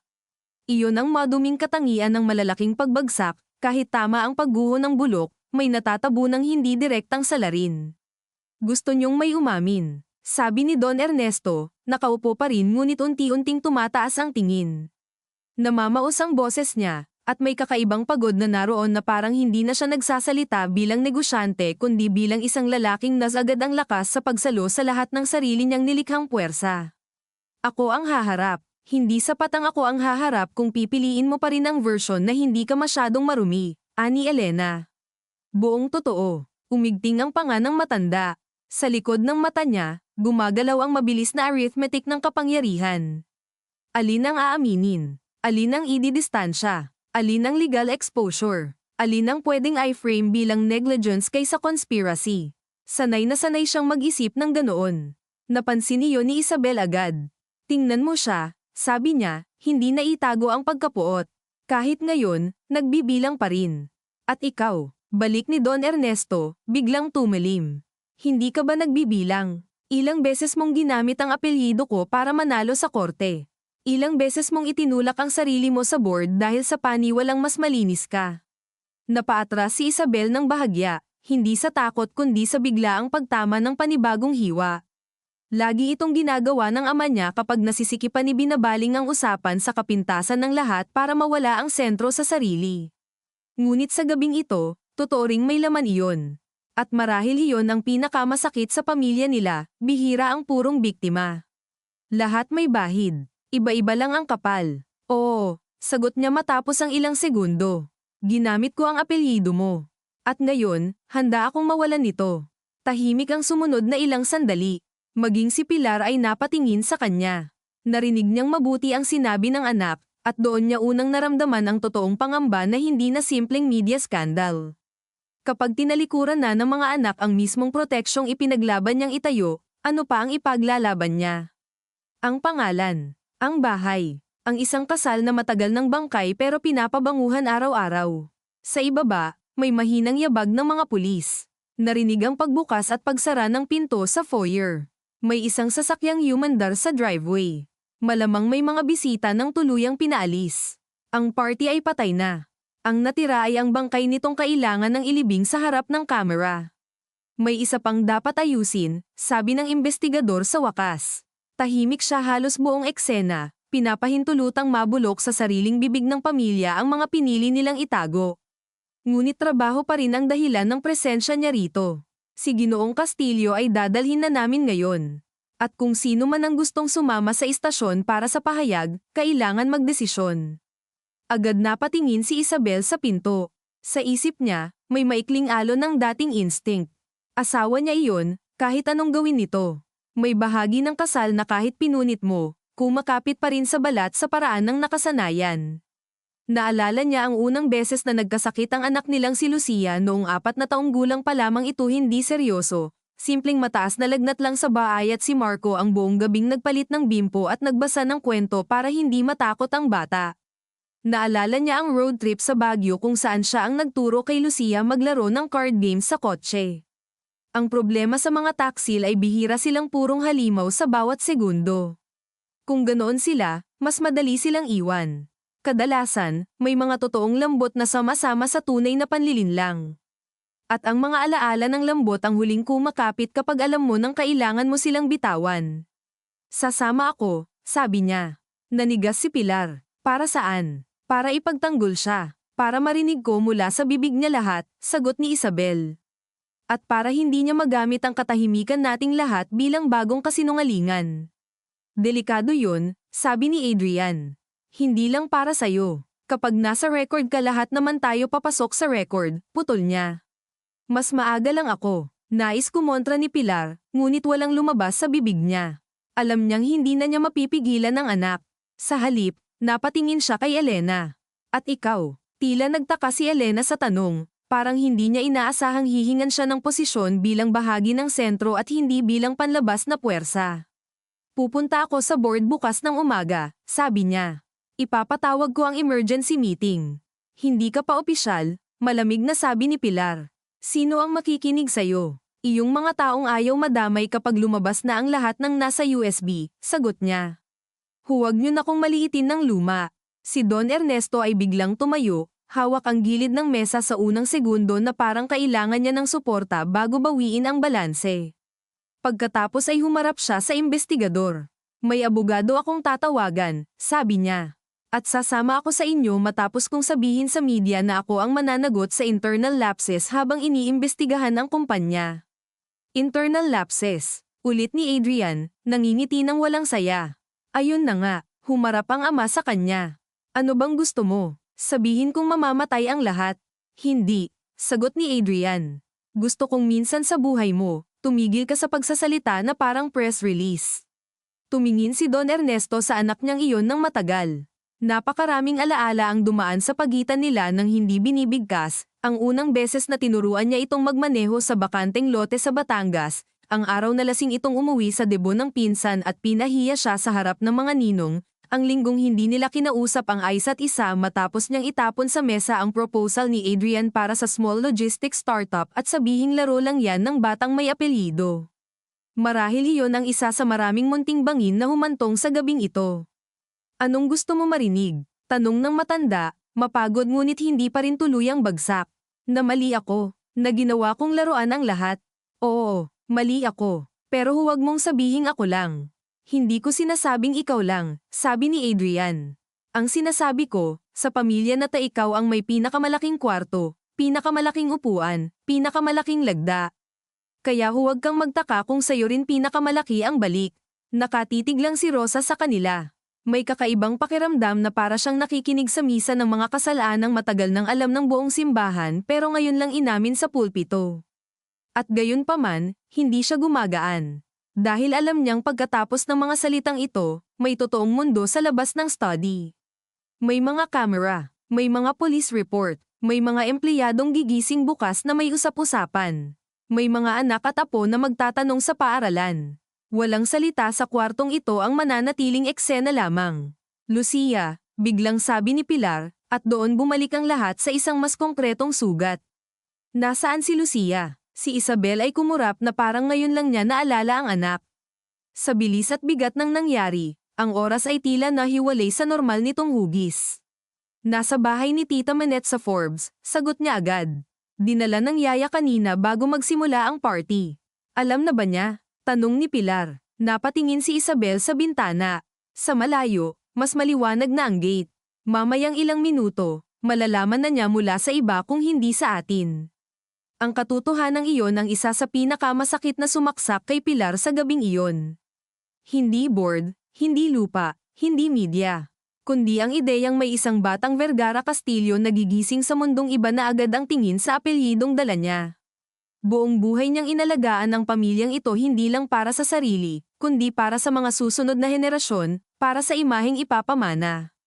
Ngayon, ang ipapamana nila ay archive ng skandal. Ako ang magsasabi sa kanya, sabi ni Isabel. Hindi ngayon, pero ako. Tumango si Pilar. Isang maliit na tango lamang, ngunit iyon marahil ang unang beses sa mahabang panahon na malinaw siyang sumang-ayon sa anak ng walang kondisyon. Mabuti, sabi niya, sa kabahagyang yumuko. Pagkatapos ng maikling katahimikan, si Elena ang lumakad papunta sa bintana. Tinabingin niya ng kaunti ang kurtina. Sa ibaba, kita ang galaw ng mga ilaw, ang pagparada ng isang news van, ang paglabas-pasok ng mga guard na litong-lito kung sino ang susundin ngayong ang mismong amo ay papunta na sa posisyong hindi makapag-utos ng buo. Sa refleksyon sa salamin, nakita niya ang sarili. Itim na bestida, mukhang pagod, mukhang matapang, mukhang bata pa rin sa isang anggulong gusto pa ring itanong sa ama kung bakit hindi siya sapat noon. Kinamuhian niya ang sariling bahaging iyon, pero hindi niya ito mapatay. Kapag lumabas tayo, sabi niya, hindi pa rin lumilingon, wala nang babalik sa dati. Huwag nang may umasang may madidiskarteng pahayag na makakabawas sa nangyari. Wala nang dati, sagot ni Isabel. Matagal na. Hindi. Mahina ngunit malinaw na sabi ni Pilar mula sa sofa. May dati pa hanggang kanina. Ito ang unang gabing sabay-sabay natin iyong pinatay. Lumingon sa kanya si Don Ernesto. Sa ilang segundo, nagtagpo ang mata nilang mag-asawa na para bang wala ang mga anak, wala ang investigador, wala ang media. 2 taong tumanda sa iisang bahay, parehong naniwalang ang control ay anyo ng pag-ibig, at ngayoy parehong nakatingin sa abo ng bersyong iyon. Pilar, sabi niya, paus. Maraming pwedeng sumunod sa pangalan niya patawad, salamat, manatili ka, naiintindihan kita, hindi ko sinasadya. Ngunit wala siyang nasabi agad. At nang sa wakas ay gumalaw ang labi niya, ang lumabas ay, hindi ko alam kung paano ko aayusin. Napapikit si Pilar. Pamilyar na pamilyar ang linyang iyon sa lahat ng taon nilang mag-asawa. Kapag may kabit, kapag may pera na hindi maipaliwanag, kapag may anak na kailangang pagtakpan, kapag may usapang dapat hindi alam ng mga bata. Laging aayusin. Ngunit ngayong gabi, unang beses niya iyong narinig na walang yabang, walang confidence, at marahil iyon ang pinakamatapat na bersyon nito. Nakakalungkot na huli na. Hindi mo na aayusin, sagot niya. Haharapin mo lang. Ang investigador ay bahagyang tumikim. Kailangan na po natin bumaba. Tumango si Don Ernesto. Bago siya humakbang, lumapit si Adrian sa mesa. Kinuha ang isang basong tubig na kalahating puno pa mula kung kailanman ito nilepag kanina, at ininom ng isang diretso. Nanginginig pa rin ang kamay niya. Hindi na siya nagkunwaring hindi takot. Takot siyang matawag sa record. Takot siyang mabasag ang natitirang bahagi ng pagkatao niya sa harap ng publiko. Ngunit may kakaiba ring linaw na dumarating kapag paubos ka na sa excuses. Marahil ito ang simula ng totoong kaparusahan, hindi kulungan o headline, kundi ang araw-araw na paggising na alam mo na hindi ka na pwedeng magtago sa bersyong minahal mo sa sarili. Sasama rin ako mamaya sa istasyon, sabi niya. Napatingin si Isabel. Sigurado ka? Hindi, sagot niya. Pero pupunta pa rin ako. Si Rosa ay kusang yumuko. Kung kailangan po magsasalita rin ako. Lahat ay napatingin sa kanya. Umayos siya ng tayo, bagaman halatang hirap. Hindi ko po alam lahat. Pero iyong alam ko, sasabihin ko. Hindi na po ako magtatago. Sa isang iglap, naramdaman ni Isabel ang bigat ng simpleng katotohanan iyon. Sa bahay na binuo sa hierarkiya, ang isa sa mga pinakatahimik na tao ang isa sa iilang nagsasalita ng buo ngayon. Lumapit siya kay Rosa at marahang hinawakan ang kamay nito. Salamat, sabi niya. Namilog ng kaunti ang mata ni Rosa, parang hindi sanay marinig iyon mula sa pamilyang matagal niyang pinagsilbihan. Ngunit tumango siya, wala nang luha, pagod na lampas iyak. Sa wakas, humakbang si Don Ernesto papunta sa pinto. Dumaan siya kay Elena at saglit huminto. Hindi siya agad nakatingin sa kanya. Nang sa wakas ay tumingin siya, parang may isang dekadang pinipigilang bagay na gustong lumabas ngunit hindi na alam ang anyo. Sumama ka bukas sa board, sabi niya. Hindi dahil karapatan mo lang, kundi dahil dapat noon pa. Hindi ngumiti si Elena, hindi rin siya lamambat, ngunit ang mga balikat niyang matagal na nanigas ay bahagyang bumaba, kasing liit ng isang tao na hindi pa handang magpatawad pero napagod ng dalhin mag-isa ang bigat ng di pagkilala. Hindi ako sasama para iligtas ka, sagot niya. Alam ko, sabi ng ama. At marahil iyon na ang pinakatotoong pag-uusap na nagkaroon sila sa buong buhay nila. Sabay-sabay silang lumabas ng study.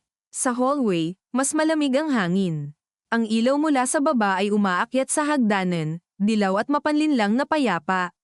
Ngunit bawat hakbang pababa ay may tunog ng pagtatapos sa isang lumang pagkukunwari.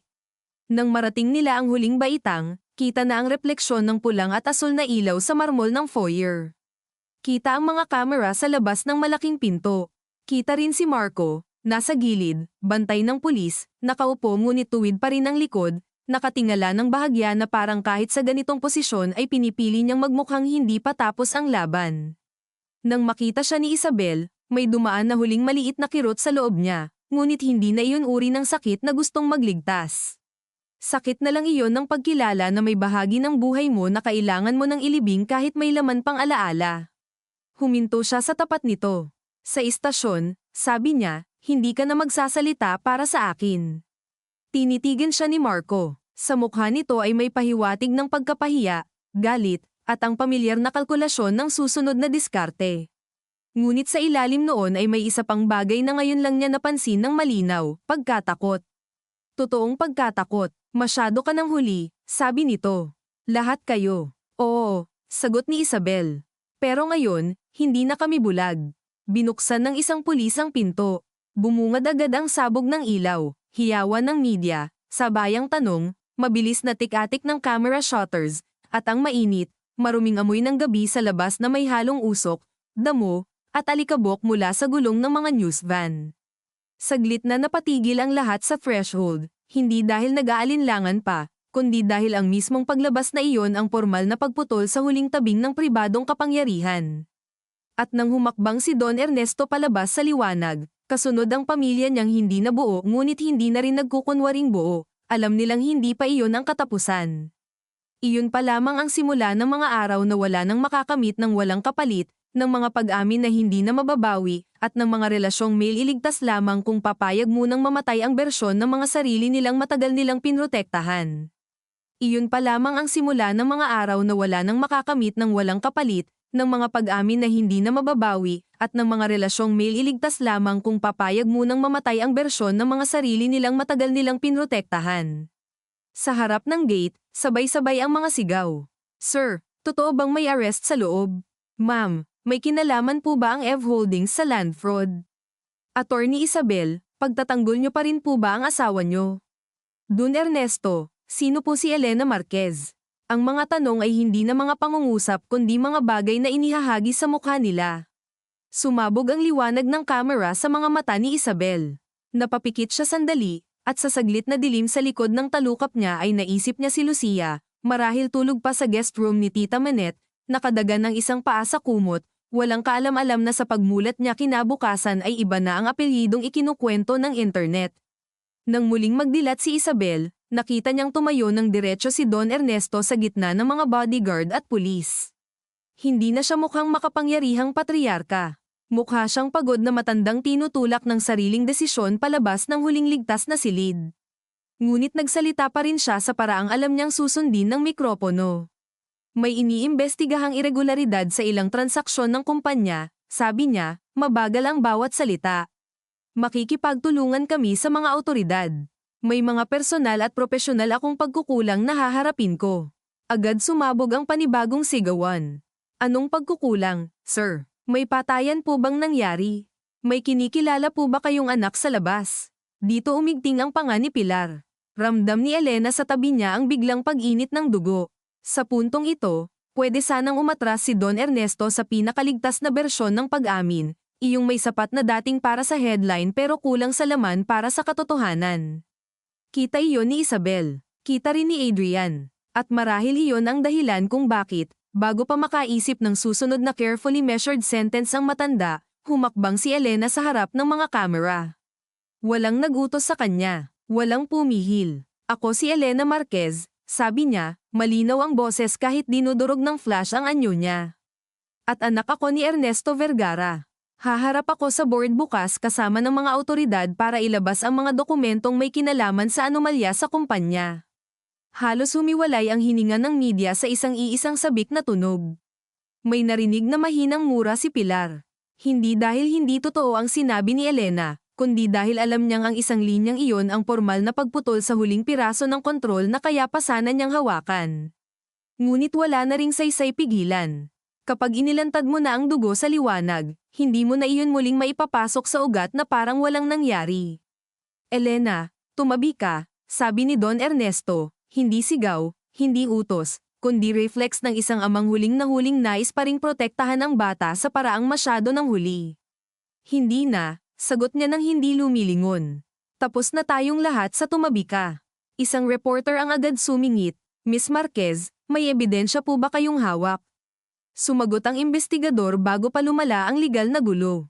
Sapat na po ang impormasyong nasa kustodiya namin para magpatuloy ang investigasyon. Magbigay daan po kayo. Sa pagitan ng kanilang paggalaw papunta sa sasakyan at ng walang tigil na pag-atake ng tanong, may isang maikling sandali na nagkatabi sina Isabel at Marco nang halos magdikit ang siko nila. Nasa pagitan pa rin niya ang pulis, ngunit sapat ang lapit para naamoy ni Isabel ang pinaghalong pawis, pabango, at bakal na amoy ng gabi sa katawan ng lalaking minsan niyang minahal.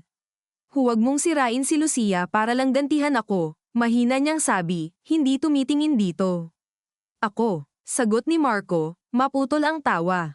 Hindi ako ang may camera sa labas. Hindi, sabi ni Isabel. Pero matagal mo nang sinimulan. Naramdaman niya ang pagtitig ni Marco sa gilid ng mukha niya, naghahanap marahil ng bakas ng dating Isabel na kaya niyang paikutin sa guilt, sa alaala, sa takot. Wala na iyon. Sugatan siya, oo, wasak. Ngunit ang isang uri ng pagmamahal ay minsan talagang namamatay hindi sa isang malaking eksena kundi sa pagkakita ng malinaw sa pattern na paulit-ulit mong pinatawad. Sa abogado ka magsalita, dagdag niya. Hindi na sa akin. Sumakay si Marco sa sasakyan ng pulis nang hindi na lumilingon. Sa kabilang sasakyan sumakay si Don Ernesto kasama ang investigador at isa pang opisyal. Nakatayo lamang si Pilar sa driveway. Tila hindi siya mapagpasyahan ng paa kung sasama ba siya o babalik sa loob ng bahay. Mahigpit ang yakap niya sa sarili niyang mga braso, parang nilalamig kahit mainit ang gabi. Lumapit si Adrian. Maraming taon na siyang hindi kusang lumalapit sa ina nang walang alitan o kailangan. Huminto siya sa sapat na distansya para hindi ito magulat. Sasama ka ba? Tanong niya. Hindi agad sumagot si Pilar. Tiningnan lamang niya ang sasakyan kung saan nakaupo ang asawa niya. Bahagyang nakayuko, tinatanggap ang mga papel na ipinapakita ng investigador sa ilaw mula sa loob. Hindi ko alam kung asawa pa ba ang susundan ko o bangkay na lang ng pangalan namin, sabi niya sa wakas. Napatingin si Adrian sa kanya. Hindi maganda ang sinabi, ngunit marahil iyon na ang pinakatapat na bagay na narinig niya mula sa ina sa loob ng maraming taon. Ma, sabi niya, marahan, kung babalik ka sa loob ngayon, mag-isa ka roon. Napapikit si Pilar. Sumakit ang lalamunan niya sa simpleng katotohanang iyon. Oo, kaya niyang manatili sa bahay, magutos sa staff, tawagan ng abogado, ayusin ang media strategy. Pero ang bawat pader ng mansyon ay magiging salamin ng lahat ng pinili niyang huwag-wasakin noon. At sa unang pagkakataon, natakot siyang maiwan na walang kasamang buhay na tao sa loob ng napakalaking bahay na iyon. Sasama ako, sabi niya. Hindi dahil nais pa niyang iligtas ang asawa. kundi dahil ayaw na niyang maghintay sa ibang kwarto habang iba ang humaharap sa kasalanang matagal din niyang binuhat sa ibang paraan. Sa istasyon, iba ang amoy ng gabi. Wala ang mamahaling pabango ng party. Nandoon ang pinaghalong lumang kahoy, kape, alikabok, pawis, at papel na matagal nang dinampian ng mga kamay na may problema.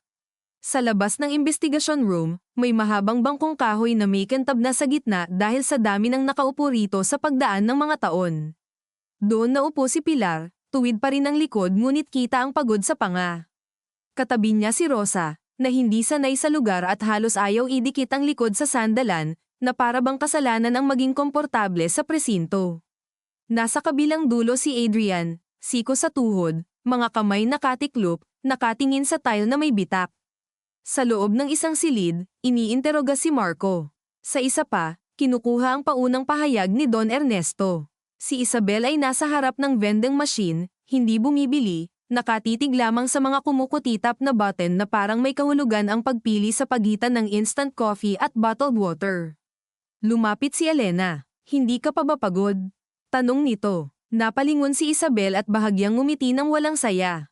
Sobra. Bakit parang hindi halata? Kasi kapag huminto ako, baka doon ko maramdaman lahat.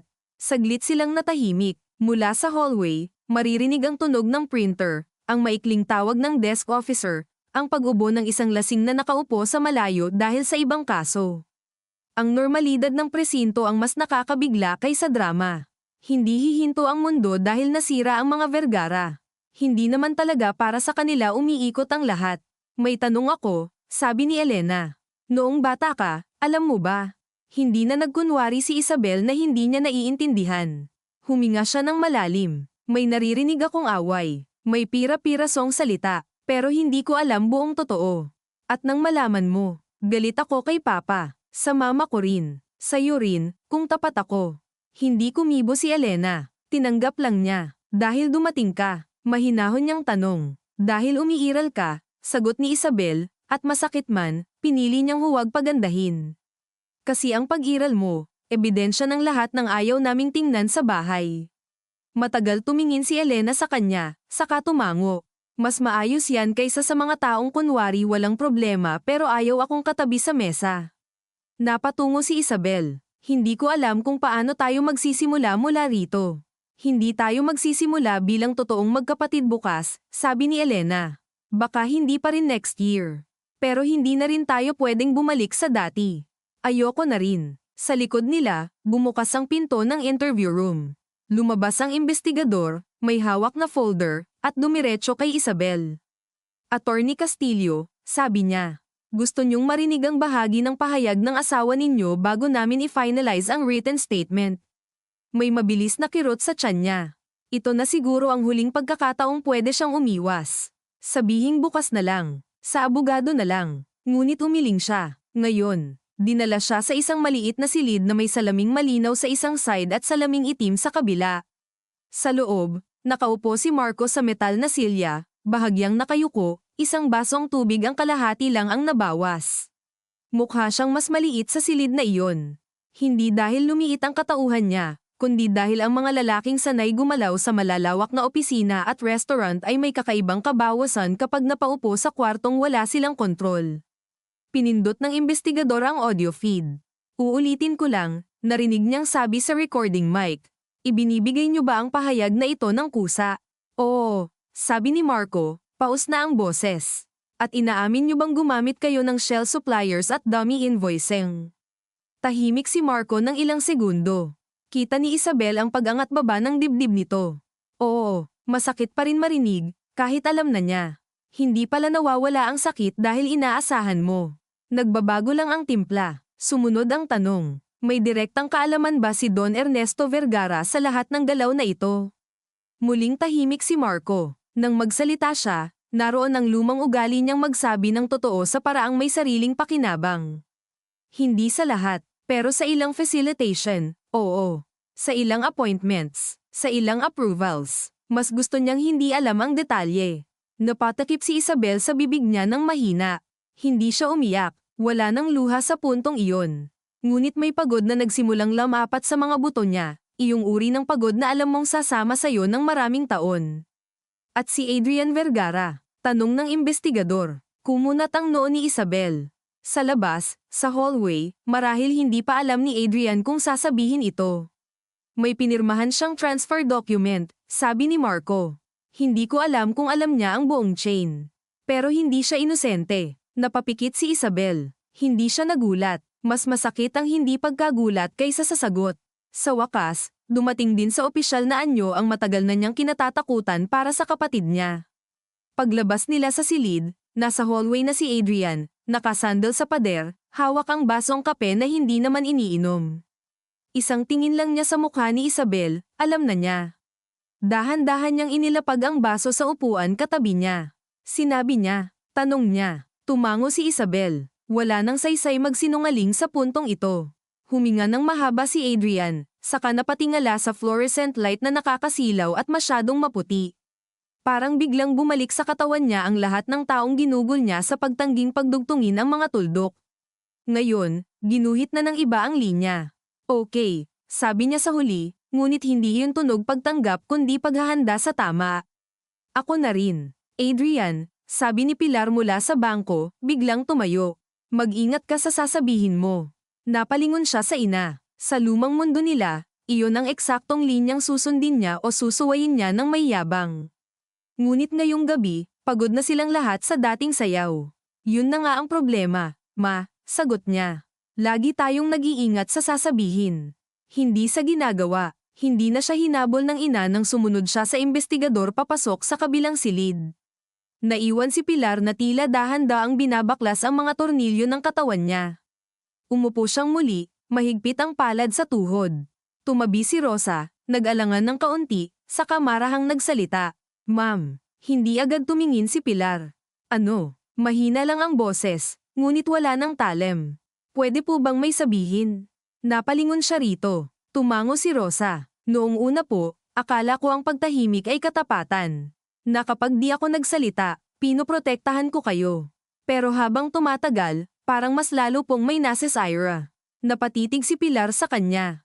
Hindi niya maalala kung kailan siya huling kinausap ni Rosa ng ganito, hindi bilang utusan kundi bilang isang taong may sariling timbang ang saloobin. Bakit mo sinasabi yan sa akin? Tanong niya. Kasi kayo po ang pinakamatagal na nagdala ng bahay na ta, sagot ni Rosa. At baka pagod na rin kayong magdala ng hindi nyo na dapat buhatin. Umiwas ng tingin si Pilar. Sa simpleng pangungusap na iyon, may sumundot sa pinakaloob ng dibdib niyang matagal na niyang hindi pinapansin. Pagod na nga ba siya? O matagal na siyang pagod, ayaw lang aminin dahil kapag inamin niya, kailangan niyang harapin na hindi kabayanihan ang lahat ng pagtitiis niya. Minsan, luho rin ng mayayaman ang paniwalang martyr sila sa sariling bahay kahit sila rin ang unang nakinabang sa katahimikan. Hindi siya biktima lang, hindi rin siya salarin lang. At baka iyon ang pinakamahirap dalhin, ang pagiging parehong bagay sa iisang buhay. Bandang 3:00 na ng madaling araw nang muling bumukas ang pinto ng interview room ni Don Ernesto. Lumabas siya kasama ang abogado niyang kara-rating lamang. Mukha na siyang mas matanda kaysa sa lalaking nagbigay ng birthday speech ilang oras lang ang nakalipas. Tinapak siya ng abogado sa siko, marahang gabay, ngunit halatang hindi na iyon gesture para sa kapangyarihan kundi para sa katawan. Lumapit si Isabel sa ama. Walang yamakap, wala nang ganoong galaw sa pamilya nila ngayon. Sinabi mo ba? Tanong niya. Tumango si Don Ernesto. Ang alam ko, ang ginawa ko, at ang hindi ko pinigilan. Hindi iyon perpekto, ramdam niya. May mga lawyering salita pa rin sa gilid. Ngunit iba ito sa dating lundo ng ama niya. Mas mabigat, mas may tinanggap na bigat. At si Joel, tanong ni Elena, lumalapit din. Napatingin ang matanda sa kanya. Sinabi kong ibinalik ko sa bukas. At hindi ko na hinabol kung anong nangyari pagkatapos. Napapikit si Elena. Hindi sapat para mawala ang lahat. Hindi sapat para gumon. Ngunit sa unang pagkakataon, ang ama niya ay hindi nagkubli sa likod ng buo at may kintab na pangungusap. Maliit na bagay lamang iyon kumpara sa pinsalang ginawa, pero sa pamilyang tulad nila, ang maliit na bagay minsan ay parang unang bitak sa pader na sa wakas ay tinawag sa tunay nitong pangalan. Nang mag-umaga, mapatla ang ilaw sa labas ng presinto. Ang mundo sa 5:00 ay may kakaibang linis na nakakainsulto kapag galing ka sa gabing hindi natulog.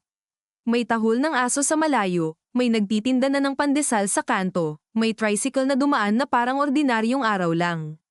Isa-isa silang lumabas. Si Marco ay nanatili sa kustodiya. Si Adrian ay may pinirmahang pansamantalang commitment para sa susunod na formal na summons. Si Don Ernesto ay hindi muna iodine ngunit malinaw na hindi na siya makakalakad palayo sa kaso.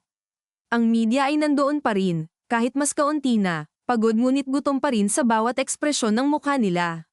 Bago sila tuluyang sumakay sa magkakahiwalay na sasakyan, huminto si Isabel sa harap ng ama. Magre-resign ako sa lahat ng legal post sa kumpanya, sabi niya. Wala nang palabok. Hindi ko pwedeng hawakan ang paglilinis nito habang may dala pa akong apelyidong ginamit ko ring panangga. Tinanggap iyon ni Don Ernesto nang hindi nakikipagtalo. Alam ko, tumingin siya kay Adrian. At ako na ang haharap sa statement ko sa board at sa prosecutor. Hindi na ako gagamit ng di ko alam kung ang totoo, ayaw ko lang alamin. Tumango lamang si Adrian, ngunit sa loob niya ay parang may munting bagay na parehong nabubuhay at namamatay. Nabubuhay ang posibilidad na maging mas tapat siya kaysa sa dating bersyon ng sarili niya. Namamatay ang lahat ng ilusyon na may madali pang babalikan. Lumapit si Pilar kay Elena. Nag-alangan muna siya, at ang pag-aalangan na iyon mismo ang pinakamatapat niyang anyo. Hindi ko alam kung ano ang susunod sa atin, sabi niya. Ako rin, sagot ni Elena. Hindi rin kita hihingan ng tawad na hindi mo pa kaya. Huminga si Pilar. Hindi rin kita hihingan ng pagmamahal na hindi ko pa kayang ibalik ng buo. Sa ibang pamilya, maaaring kulang iyon. Sa kanila, napakalaki na. Hindi sila nagyakap, hindi pa, ngunit walang umatras. At sa pagitan ng hindi pag-atras at hindi pa paglapit, may manipis na tulay na maaaring daanan balang araw, o maaaring manatiling tulay na hindi natawid. Pagdating ng sasakyan ni Isabel sa bahay ni Tita Manette, sumisikat na ang araw. Hindi na niya maalala kung kailan siya huling natakot ng ganito sa isang simpleng pagkatok sa pinto. Wala rito ang media, wala ang pulis, wala ang abogado. Nasa loob lamang ang anak niyang kailangan niyang pagsabihan ng katotohanan sa paraang kayang dalhin ng isang bata. Nang buksan ni Manette ang pinto, walang tanong na lumabas, yakap agad. Sandali lamang, sapat para hindi tuluyang mabuwal si Isabel. Sa sala, nakaupo si Lucia sa carpet, nakapajama pa, may coloring book sa harap, hindi pa lubos na nauunawaan bakit maaga dumating ang nanay niya na hindi nagpalit ng damit at mukhang hindi natulog. Mama, tanong ng bata, nakangiti pa sa unang segundo. Pagkatapos ay napansin ang mukha niya. Bakit parang umiiyak ka? Lumuhad si Isabel sa harap ng anak. Dahan-dahan, para bang sa pagbaba niyang iyon, tuluyan na rin niyang iniiwan ang huling bahagi ng buhay na akala na iya'y kontrolado. Hinawakan niya ang maliliit na kamay ni Lucia, may bakas pa ng Crayola sa isang daliri. Anak, sabi niya, nanginginig ang boses sa unang pagkakataon mula nang magsimula ang lahat, may mga nangyaring hindi maganda. At may mga taong kailangan magsabi ng totoo, kahit masakit. Kumunat ang noo ng bata. Si Daddy. Naramdaman ni Isabel ang pagputol ng isang lumang ugat sa loob niya. Hindi marahas, hindi maingay, pero pinal. Oo, sagot niya. At si Mama rin. Kasi may mga bagay akong hindi nakita agad. Hindi maiintindihan ni Lucia ang kabuuan. Hindi pa ngayon. Ngunit naunawaan ni Isabel na dito nagsisimula ang tanging bagay na gusto niyang iligtas sa lahat ng pagkawasak, ang posibilidad na ang susunod na henerasyon ay hindi natuturuan na ang pagmamahal ay pagtatakip, na ang dangal ay hitsura, o na ang pamilya ay dahilan para baluktutin ang totoo. Sa labas ng bintana, ordinaryo ang umaga.